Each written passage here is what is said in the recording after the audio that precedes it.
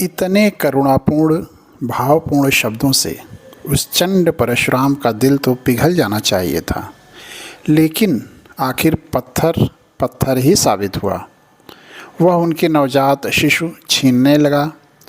तब नवजात शिशुओं की रक्षा के लिए वह उन पर औंधी गिर पड़ी होंगी और गर्दन उठाकर कह रही होंगी कि हे परशुराम, आपको यदि इन नवजात शिशुओं की जान ही लेनी है तो सबसे पहले यही बेहतर होगा कि हमारे सिर कटवा लो, फिर हमारे पश्चात आप जो करना चाहो सो कर लो, किंतु हमारी आँखों के सामने हमारे नन्हे बच्चों की जान न लो। लेकिन कहते हैं ना, कुत्ते की दुम टेढ़ी की टेढ़ी ही रहती है। उसने कुछ न सुनी। यह कितनी नीचता है। उन नारियों की गोद में खेल रहे उन नवजात शिशुओं को ज़बरदस्ती छीन लिया गया होगा। तब उन्हें जो यातनाएं हुई होंगी, जो मानसिक पीड़ा हुई होगी, उस स्थिति को शब्दों में व्यक्त करने के लिए हमारे हाथ की कलम भी थरथराने लगती है। खैर, उस जल्लाद ने उन नवजात शिशुओं की जान उनकी माताओं के सामने ली होगी। उस समय कुछ माताओं ने अपनी छाती को पीटना, बालों को नोचना और ज़मीन को कुरेदना शुरू कर दिया होगा। उन्होंने अपने ही हाथ से अपने मुंह में मिट्टी के ढेले डालकर अपनी जान गंवा दी होगी। कुछ माताएं पुत्र शोक में बेहोश होकर गिर पड़ी होंगी। उनके होश हवास उड़ गए होंगे। कुछ माताएं पुत्र शोक के मारे पागल हो गई होंगी। हाय मेरा बच्चा, हाय मेरा बच्चा करते करते दर दर, गांव-गांव, जंगल जंगल भटकती रही होंगी। लेकिन इस तरह की सारी हकीकत हमें ब्राह्मण पुरोहितों से मिल सकेगी, यह उम्मीद लगाए रखना फिजूल की बातें हैं। इस तरह ब्राह्मण पुरोहितों के पूर्वज अधिकारी परशुराम ने सैकड़ों क्षत्रियों को जान से मारकर उनके बीवी बच्चों के भयंकर बुरे हाल किए। उसी को आज के ब्राह्मणों ने शूद्रादि अतिशूद्रों का सर्वशक्तिमान परमेश्वर, सारी सृष्टि का निर्माता कहा है। यह कितने बड़े आश्चर्य की बात है। परशुराम के पश्चात ब्राह्मणों ने इन्हें कम परेशान नहीं किया होगा। उनको अपनी ओर से जितना सताया जा सकता है उतना सताने में कोई कसर बाकी छोड़ी नहीं होगी। उन्होंने घृणा से अधिकांश लोगों के भयंकर बुरे हाल किए। उन्होंने इनमें से कुछ लोगों को इमारतों, भवनों की नींव में जिंदा गाड़ देने में कोई आनाकानी नहीं की। इस बारे में इस ग्रंथ में लिखा गया है। उन्होंने इन लोगों को इतना नीच समझा था कि किसी समय कोई शूद्र नदी के किनारे अपने कपड़े धो रहा हो और इत्तफाक से वहीं यदि कोई ब्राह्मण आ जाए तो उस शूद्र को अपने सभी कपड़े समेटकर बहुत दूर जाना होगा, जहाँ से ब्राह्मण के तन पर पानी का एक मामूली कतरा भी उड़ने की कोई संभावना न हो। शूद्र को नीचे की जगह पर जाकर अपने कपड़े धोना पड़ता था। यदि वहाँ से ब्राह्मण के तन पर पानी की बूंद का कतरा भी छू गया या उसको इस तरह का संदेह भी हुआ तो ब्राह्मण पंडा आग के शोले की तरह लाल हो जाता था और उस समय उसके हाथ में जो भी मिल जाए या अपने ही पास के बर्तन उठाकर आओ देखा न ताओ उस शूद्र के माथे को निशाना बनाकर बड़े जोर से फेंक कर मारता था। उससे उस शूद्र का माथा खून से भर जाता था। वह बेहोशी में ज़मीन पर गिर पड़ता था। फिर कुछ देर बाद जब होश आता था तब अपने खून से भीगे हुए कपड़ों को हाथ में लेकर बिना किसी शिकायत के मुंह लटकाए अपने घर चला जाता था। यदि सरकार में शिकायत करे तो चारों तरफ ब्राह्मण शाही का जाल है। शिकायत करने का खतरा यह रहता था कि खुद को ही सज़ा भोगने का मौका न आ जाए। अफसोस, अफसोस, हे भगवान, यह कितना बड़ा अन्याय है। खैर, यह एक दर्द भरी कहानी है, इसलिए कहना पड़ रहा है, किंतु इस तरह की इससे भी भयंकर घटनाएं घटती थीं जिसका दर्द शूद्रादि अतिशूद्रों को बिना शिकायत के सहना पड़ता था। ब्राह्मणवादी राज्यों में शूद्रादि अतिशूद्रों को व्यापार वाणिज्य के लिए या अन्य किसी काम के लिए घूमना हो तो बड़ी कठिनाइयों का मुकाबला करना पड़ता था। बड़ी कठिनाइयाँ बर्दाश्त करनी पड़ती थीं। इनके सामने मुसीबतों का तांता लग जाता था। उसमें भी एकदम सुबह के समय तो बहुत भारी दिक्कतें खड़ी हो जाती थीं, क्योंकि उस समय सभी चीज़ों की छाया काफ़ी लंबी होती थी। यदि ऐसे समय शायद कोई शूद्र रास्ते में जा रहा है और सामने से किसी ब्राह्मण की सवारी आ रही है, यह देखकर उस ब्राह्मण पर अपनी छाया न पड़े, इस डर से कंपित होकर उसको पल दो पल अपना समय बर्बाद करके रास्ते की एक ओर बैठ जाना पड़ता था। फिर उस ब्राह्मण के चले जाने के बाद उसको अपने काम के लिए निकलना पड़ता था। मान लीजिए कभी बिना ख्याल के उसकी छाया ब्राह्मण पर पड़ी तो ब्राह्मण तुरंत क्रोधित होकर चंड बन जाता था और उस शूद्र को मरते दम तक मारता पीटता था और उसी वक्त नदी में जाकर स्नान कर लेता था। शूद्रों में से कई लोगों को अर्थात कई जातियों को सार्वजनिक रास्ते पर थूकने की मनाही थी। इसलिए उन शूद्रों को यदि ब्राह्मणों की बस्तियों से गुजरना पड़ा तो अपने साथ थूकने के लिए मिट्टी के बर्तन रखना पड़ता था। समझ लीजिए उसकी थूक जमीन पर गिर गई और ब्राह्मण पंडे ने देख लिया तो उस शूद्र के दिन भर गए, अब उसकी खैर नहीं। इस तरह ये लोग शूद्रादि अति शूद्र जातियाँ अनगिनत मुसीबतों को सहते सहते मटिया मेट हो गए। लेकिन अब ये लोग इस नरक से बदतर जीवन से कब मुक्त होते हैं, इसी का इंतज़ार है। जैसे किसी व्यक्ति ने बहुत दिनों तक जेल के अंदर अपनी ज़िंदगी गुजार ली हो, वह कैदी अपने साथी मित्रों से, भाई बहनों से मिलने के लिए या स्वतंत्र रूप से आज़ाद पंछी की तरह घूमने के लिए बड़ी उत्सुकता से जेल से मुक्त होने के दिन का इंतज़ार करता है। उसी तरह का इंतज़ार बेसब्री इन लोगों को भी होना स्वाभाविक है। ऐसे समय बड़ी खुशकिस्मती कहिए, ईश्वर को उनकी दया आई वह इस देश में अंग्रेज़ों की सत्ता कायम हुई और उनके द्वारा ये लोग ब्राह्मणशाही की शारीरिक गुलामी से मुक्त हुए। इसीलिए ये लोग अंग्रेजी राज सत्ता का शुक्रिया अदा करते हैं। ये लोग अंग्रेज़ों के इन उपकारों को कभी भूलेंगे नहीं। उन्होंने आज सैकड़ों सालों से चली आ रही ब्राह्मणशाही की गुलामी की फौलादी जंजीरों को तोड़कर मुक्ति की राह दिखाई है। उन्होंने उनके बीवी बच्चों को सुख के दिन दिखाए हैं। यदि वे यहाँ न आते तो ब्राह्मणशाही ने उन्हें कभी सम्मान और स्वतंत्रता की ज़िंदगी गुजारने का मौका नहीं दिया होता। इस बात पर कोई शायद इस तरह का संदेह उठा सकता है कि आज ब्राह्मणों की तुलना में शूद्रादि अति शूद्रों की संख्या करीबन 10 गुना ज़्यादा है।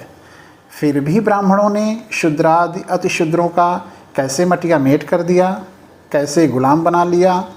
इसका जवाब यह है कि एक बुद्धिमान चतुर आदमी 10 अज्ञानी लोगों के दिलो दिमाग को अपने पास गिरवी रख सकता है, उन पर अपना स्वामित्व लाद सकता है। दूसरी बात यह है कि वे 10 अनपढ़ लोग यदि एक ही मत के होते तो उन्होंने उस बुद्धिमान चतुर आदमी की दाल न गलने दी होती, एक न चलने दी होती, किंतु वे 10 लोग 10 अलग अलग मतों के होने की वजह से ब्राह्मणों पुरोहितों जैसे धूर्त पाखंडी लोगों को उन 10 भिन्न भिन्न मतवादी लोगों को अपने जाल में फंसाने में कुछ भी कठिनाई नहीं होती। उसी तरह शूद्रादि अति शूद्र की विचार प्रणाली, मत मान्यताएं एक दूसरे से मेल नहीं खाती हैं। इसलिए प्राचीन काल में ब्राह्मण पुरोहितों ने बहुत बड़ी धूर्ततापूर्ण और बदमाशी भरी विचारधारा खोज निकाली। शूद्रादि अति शूद्रों के समाज की संख्या जैसे बढ़ने लगी, वैसे वैसे ब्राह्मणों में डर की भावना उत्पन्न होने लगी। इसीलिए उन्होंने शूद्रादि अति शूद्रों में आपस में घृणा और नफरत की भावना बढ़ते रहे इसकी योजना तैयार की। उन्होंने समाज में प्रेम के बजाय जहर के बीज बोए। इसमें उनकी चाल यह थी कि यदि शूद्रादि अति शूद्र समाज आपस में लड़ते झगड़ते रहेंगे तब तक अपने टिके रहने की बुनियाद मजबूत रहेगी और हमेशा के लिए ये लोग वंश परंपरा से अपनी और अपने वंशजों की गुलामी में रहकर हम लोगों को बगैर मेहनत के उनके पसीने से प्राप्त कमाई का बगैर रोक टोक के गुलछर्रे उड़ाने का मौका मिलेगा। अपनी इस चाल विचारधारा को कामयाबी देने के लिए जाति भेद की फौलादी जहरीली दीवारें खड़ी करके उन्होंने इसके समर्थन में अपनी व जाति स्वार्थ सिद्धि के कई ग्रंथ लिख डाले। उन्होंने इन ग्रंथों के माध्यम से अपनी बातों को अज्ञानी लोगों के दिलो दिमाग पर पत्थर की लकीर की तरह लिख दिया। उनमें से कुछ लोग जो ब्राह्मणों के साथ बड़ी कड़ाई और जिद से लड़े, उनका उन्होंने एक वर्ग ही अलग कर दिया। उनसे पूरी तरह बदला चुकाने के लिए उनको और उनकी बाद की संतान को, जिनको माली, कुणबी या कुर्मी कहा जाता है, उनको छूना नहीं चाहिए। इस तरह की जहरीली बातें ब्राह्मण पंडा पुरोहितों ने उनके दिलो दिमाग में भर दी। इसका परिणाम यह हुआ कि उनका आपसी मेल मिलाप बंद हो गया और वे लोग अनाज के एक एक दाने के लिए मोहताज हो गए। इसीलिए इन लोगों को जीने के लिए मरे हुए जानवरों का मांस मजबूर होकर खाना पड़ा। उनके इस आचार व्यवहार को देखकर आज के शूद्र, जो बहुत ही अहंकार से अपने आप को माली, कुणबी, सुनार, दर्जी, लोहार, बढ़ई, तेली, कुर्मी आदि बड़ी बड़ी संज्ञाएं लगाते हैं, वे लोग केवल इस प्रकार का व्यवसाय करते हैं। कहने का मतलब यही है कि वे लोग अपने पूर्वज एक ही घराने के होते हुए भी आपस में लड़ते झगड़ते हैं और एक दूसरे को नीच समझते हैं। इन सब लोगों के पूर्वज स्वदेश के लिए ब्राह्मणों से बड़ी वीरता, बड़ी निर्भयता से लड़ते रहे। इसका परिणाम यह हुआ कि ब्राह्मणों ने इन सब को समाज के निचले स्तर पर लाकर रख दिया और दर दर का भिखारी बना दिया। लेकिन अफसोस है कि इसका रहस्य किसी के ध्यान में नहीं आ रहा है। इसीलिए ये लोग ब्राह्मण पुरोहित के बहकावे में आकर आपस में नफरत करना सीख गए।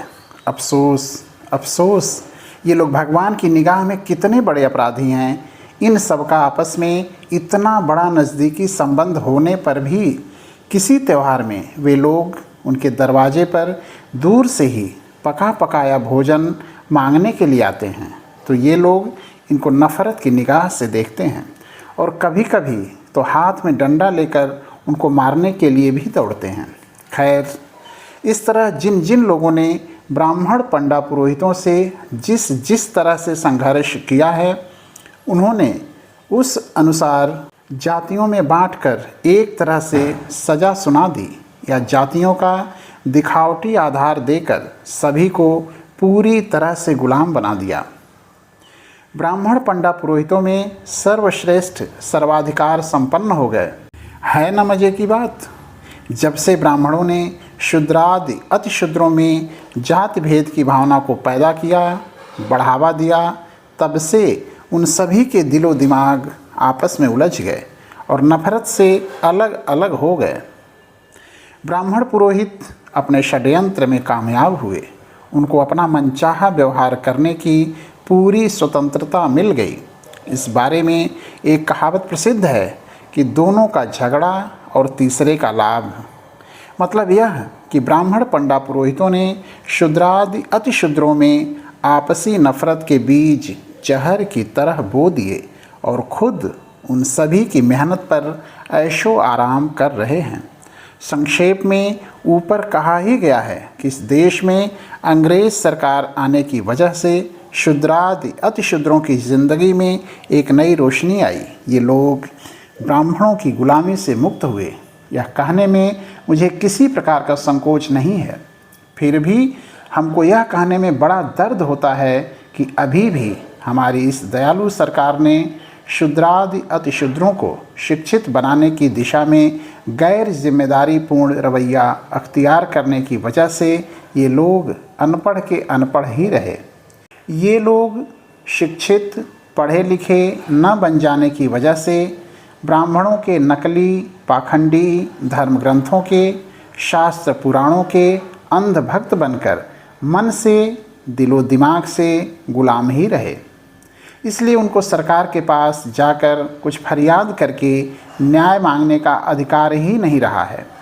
ब्राह्मण पंडा पुरोहित लोग अंग्रेज़ सरकार और अन्य सभी जाति के लोगों से पारिवारिक और सरकारी कामों में लूट खसोट कर कितना खाते हैं, कैसे गुलछर्रे उड़ाते हैं, इस बात की ओर हमारी अंग्रेज़ सरकार का अभी तक कोई ध्यान ही नहीं गया है। इसलिए हम चाहते हैं कि अंग्रेज़ सरकार ने सभी जनों के प्रति समानता का भाव रखना चाहिए और उन तमाम बातों की ओर ध्यान देना चाहिए जिससे शूद्रादि अति शूद्र समाज के लोग ब्राह्मणों की मानसिक गुलामी से मुक्त हो सकें। अपने इस सरकार से हमारी यही प्रार्थना है। इस किताब को लिखते समय मेरे मित्र विनायक राव बापूजी भंडारकर और सा राजन्ना लिंगू ने मुझे तो उत्साहित किया, उसके लिए मैं उनको बहुत धन्यवाद देता हूँ। ज्योतिराव गोविंदराव फूले।